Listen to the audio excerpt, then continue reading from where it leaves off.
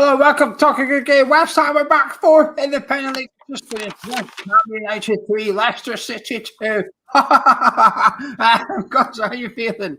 Great, absolutely great, fantastic. What a great performance, really excellent. I mean, this is the stuff of dreams, really. What's happening now? It's unbelievable. That's a very, very good team we've beaten there today, mate. I'd put you in future. We can make it a little bit less scary, though. I've had enough of these 3-2s. I've had enough of them. I can't take it anymore. I cannot take it. Thank you, almighty. My body does not know what is happening right now. We're here to discuss the highlights of West Ham's magnificent win. Before a minute 1-0, the first 28 minutes exactly. How did you see the game?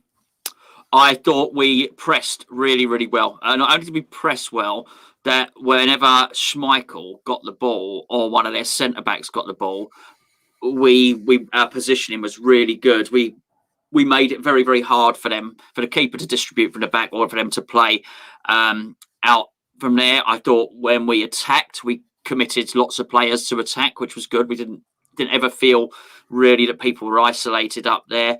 I thought for say it's weird actually. They seem to be targeting Bowen for fouls. Seemed to be some systematic fouling of Bowen, which they were taking in turns, which was interesting. But I thought Leicester were keeping us quite quiet because they were playing the offside trap very well.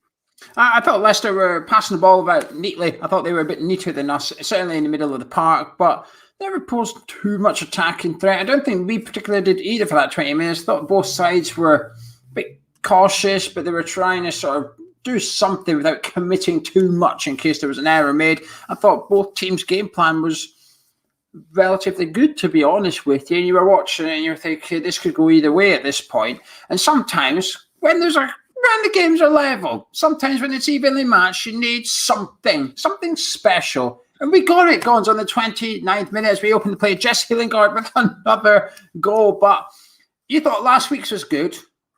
This was arguably a different style of goal, but arguably even better. Yeah, I mean, he's creating such a highlight reel already, isn't he, at West Ham? His goal-scoring record, how prolific he is sensational and good, wonderful goals. And that was a good goal because the cross originally from Masuaku, but we managed to sort of recycle the ball. And Souval played the cross in. It didn't look anything. It looked like I didn't even see. It wasn't the cross I was expecting. I was expecting a sort of whipped-in cross. Well, I didn't know if he'd miskicked it or sort of got it wrong. Clearly he hadn't because he'd seen Lingard there. But the way Lingard took that and to apply a half curl on accuracy on a half volley like that, I had to see it again. I've only seen it 3 times. I've still not seen it enough times. I want to see it 10, 20 times. I can't get enough of that goal. That was a fantastic goal. The technique, so easy to hit that ball over like that, but he didn't. He kept it down. He put the swerve on it. It was absolute technique at its finest. I thought when you first angle on live, I thought it looked like an okay goal. It looked all right. It looked like he hit it and found its way to the corner. I thought, oh, okay, he's celebrating the goal. But when you see the replay from behind the goal, what an effort that is. He's to the side of the post. He's got to bend it in the post. He's got so much power on it as well. It's just an outrageous goal. That's just a ridiculous strike. How he's managed to finish that is unbelievable. But it's a nice assist from Souval as well. But the goal was just, last week was all about a solo effort, about the run, so on and so forth. But this one's just about a one-off technique. This was just about hitting that ball. The contact was just unbelievable. But anyway, 44 minutes gone. We made it 2-0. Bit of a computer game goal. Diop with a long ball down the side for Jared Bowen, who was essentially through and goal to some extent. Unselfishly plays Jesse Lingard in for tapping, and it's 2-0. And it's sort of, what's going on? Yeah, I mean, good awareness. We'd actually had a break just before that as well, where Souval had tried to pull it back to Lingard again. Panicked. And so, yeah, he did. He should have played that same ball that Bowen played then. Then Fornals would have, maybe tapped it in. He'd have to beat the keeper. But that was really good. I thought I don't think it was a hopeful punt from Diop. I thought it was a good ball from Diop. Really good ball. Bowen had beat the offside trap well. And well done for Bowen. That's his weaker foot as well. Well done for looking up. If I've been critical of him this season, it's because he hangs onto the ball for slightly too long. He didn't. The timing of the run was perfect. The release of the pass was perfect, and the pass itself was perfect. 2-0 at that point. And of course, we're thinking, hold on, not again. We're not going to win again, are we? And at that point, you're thinking the dream's alive. The phone's buzzing. People are messaging and everything else. Absolutely brilliant, Geo. Absolutely brilliant to go in 2-0. I couldn't believe it. I know we weren't fourth before the game kicked off, but just let me say we were fourth. Okay, we were fourth in the league up until the weekend, so we're fourth in the league. So you think now, after 30 games, you're fourth on merit. You've got used to this. You've got used to West Ham winning, West Ham putting out big results and stuff. But every week, I keep getting surprised. I keep thinking, bloody hell, how good is this team? How good is this team? And you have to take into consideration we don't have Rice and we don't have Antonio. And dare I say it, we didn't miss either today. And that is a massive compliment. Could we have done better with them? Probably. Of course we could have. But I didn't at any point think, oh, we need Declan Rice. We need Mikel Antonio. Of course, you could have done with Declan Rice when Mark Noble got injured. But you know what I'm trying to say. Yeah. And at half-time, we're 2-0 up. I'm just thinking, this just gets better. I think it's got as good as it's going to get. And it somehow just gets better every single week. It just completely... Anyway, second half continues. We don't even have to wait long. 3 minutes later... And it's 3-0. Lingard to Souček, plays it into Bowen. It was just such a neat... This was just a neat goal list. 1 touch, 2 touch pass, 1 touch, 2 touch pass, 1 touch, 2 touch finish. Yeah, but it was a goal that David Moyes would be happy. Well, he'd be happy with all the goals, but he would be happy with this goal because this is a product of the pressing, which we'd done all game. And we started the second half pressing. It's a good job we did because they were doubling up on the flanks against us by now because they've had a little switch around at this point. But what happened was, I think it was Mark Noble pressurised the Leicester player to give the ball away early. It was a press. And from that press, Mark Masuaku intercepted the sloppy ball. Masuaku plays it to Lingard. Again, good from Lingard's in such good form. You almost expect him to look up and try and dribble and hang on to the ball, but he released it quick to Souček, who again, just the simplest little pass. Again, Souček could have been greedy. Nobody would have been disappointed if Souček could have shot then. Nobody. But he didn't, and he saw Bowen there. And I loved when Bowen took receipt of the ball. I loved the way everybody, including the goalkeeper, thought he was going to shoot for the other side of the goal, but he went that side. I didn't watch it close enough to see if he looked that way and then shot that way. But it was really good, really neat finish. Very, very good goal from a pressing point of view and from a passing point of view. Excellent. And Jarrod Bowen scoring as well is hugely important. You kind of underestimate the significance of him scoring. He got his assist, but he's got his goal. He's our striker now, arguably for the rest of the season. Jarrod Bowen is our number 9, you want to call him that. He is the guy that we're going to rely on to score goals. He's got another goal today. He got a goal last week. This is what we need. We need form from Jarrod Bowen right now. We said when Rice got injured, I know we were talking about the centre midfield position, but we said sometimes you need a hero. Sometimes you need someone to step up and say, well, I'm going to grasp this opportunity. We spoke about Ben Rama maybe getting an opportunity. We didn't think he would. Bowen's got it, and Bowen's taking this opportunity now. He come on for an injured Antonio, and he scored 2 goals since in, I don't know, a game in just over a half. So he's come in, and I don't know, 150 minutes of gameplay or something like that, and he's come in, and he's got 2 goals. That is taking the opportunity. And today's 3 goals, Gonzo, were all different. The first one's about an individual strike. The second one's counter-attacking football. And the third one, as you said, is about tactics off the ball rather than on the ball. And it ends up with someone with a neat goal that just ends up with a striker's sort of instinct at the end of it. It's just 3 perfect goals. Moyes have been loving the variety in our play, the variety in our finishing. What a game. And then 70th minute, though, Leicester get one back, and we all get... It's hard not to get a sense of deja vu when this is happening. For the third week in a row, we've gone 3-0 up and conceded 3-1. Masuaku, heavy touch. Pereira nips in, gives it to Iheanacho. What a finish, to be fair. It was a really good finish, and again, I felt with that one that people might have been expecting him to shoot for the other side of the goal. So, but it was a good finish. It was, but Masuaku's been involved in 2 of our goals today, but he does have a tendency when he gets in trouble to try and dribble it. Now, whilst that was a heavy touch, I felt it was a touch with the intention of going on a dribble. He wasn't look like he was going to shape to pass it, and he played himself into a bit of trouble there. But and he was then dispossessed because he was pressed, which is probably what forced him into the heavy touch. Goes to Iheanacho, finished really, really well. But they hadn't had a lot. They hadn't had a lot, despite their pressure, despite them coming into it in the second half. I don't remember we had so many men in the box, and this is what a triumph. this has been, that when we were attacking, we managed to get plenty of men in their box. When we were defending, we had plenty in ours, and I don't have many shots on target, as I say. So, you felt whilst you felt it was coming, I still felt pretty comfortable. Yeah, I have to agree with that, because whenever they tried to get into our box, they were playing some nice passes in behind at times, but I have to say, Fabianski off his line today was one of the best goalkeeping performances I've seen in a long time. Anytime that ball coming on 18 yards on the deck, he was there. That tackle, I'm going to call it a tackle. That tackle on Pereira was I thought that was in. When he got his touch on replay, Pereira takes a heavy touch, and it becomes a bit easier for Fabianski. But he's out there straight away. He's out there. He's down low. He's taking the gamble, taking the risk. Doesn't get that right. It's a yellow card. It's a penalty, so on and so forth. He comes out and he just touches onto Pereira's foot, and away it goes. But it wasn't just that. In the first half, he come out of Vardy's foot. He didn't come out of Vardy again. He's in low. He's in hard. He's catching the ball most of the times as well. Yep. Off the line, I thought that was an outstanding display from Fabianski. Listen, I've got complaints about his distribution. I thought his distribution was crap again today, right? His crosses is a bit, comes down, Superman's a bit too much for my liking. It's okay if you're going to get a distance on your punch, but it doesn't. It goes up in the air and it stays in the box. But when he's coming off the line like that, I thought he was just ridiculously good. And when you've got that goalkeeper performance there, when you're Vardy, you're thinking, I can't run in behind this defence. A, there's no room, and B, whenever there is room, that flipping keeper's coming out and getting everything. What am I going to do? And Vardy was just...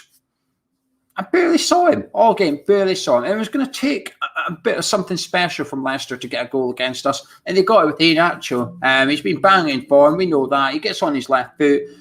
It's a bit disappointing to allow him to get onto his left foot because he's such a one-footed player. We saw in the first half when Creswell missed the header, it come to his right foot and he skied it and sliced it. And you thought that's what happens when you force him on his weak foot. But we let him on the left. But I've got a bit of sympathy for that because at this point, Creswell's gone off. So that the guy sort of marking Iheanacho's now off the pitch. He's now got someone different kind of thing. And then they make it on the 90th minute, Gonzo. This is where it becomes heart in mouth. This is heart in mouth money, this. Decent ball in the box. It sort of gets a couple of deflections. There's Iheanacho, reacts fast, falls for him, bang, 3-2. How are you feeling at this point? I was all right. I didn't think there was... rubbish. No, I was all right. I just didn't think there was enough time. I think that was... I think there was only 2 minutes left then. I thought that's there was 6. It was the 90th minute. Was it? Oh, there was 6 added on. I wasn't. I didn't.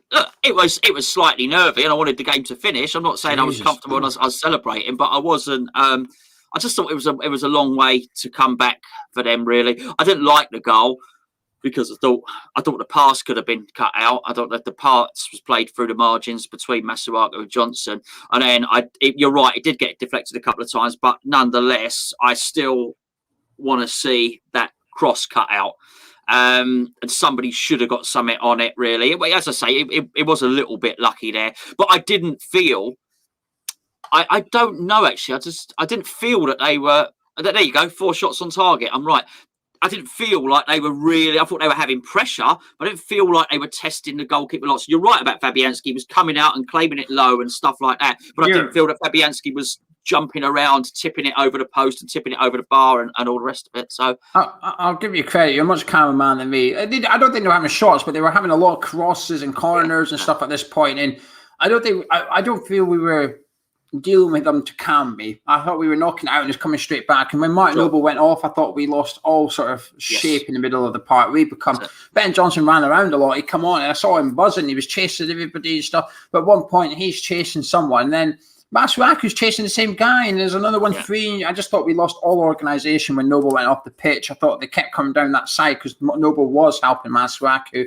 Also, Creswell's gone off now. So our left foot centre-back's departed, and I just thought that became a bit of a free-for-all down Masuaku's side. I felt that Masuaku got booked for time wasted, which I don't mind to some extent, but when you're getting targeted, I think getting a yellow card for time wasting is a bit stupid because what you've got to get a jail card, essentially. When you're not booked, you can foul someone, you can hack someone down. If you need to stop the play, it's almost like an emergency.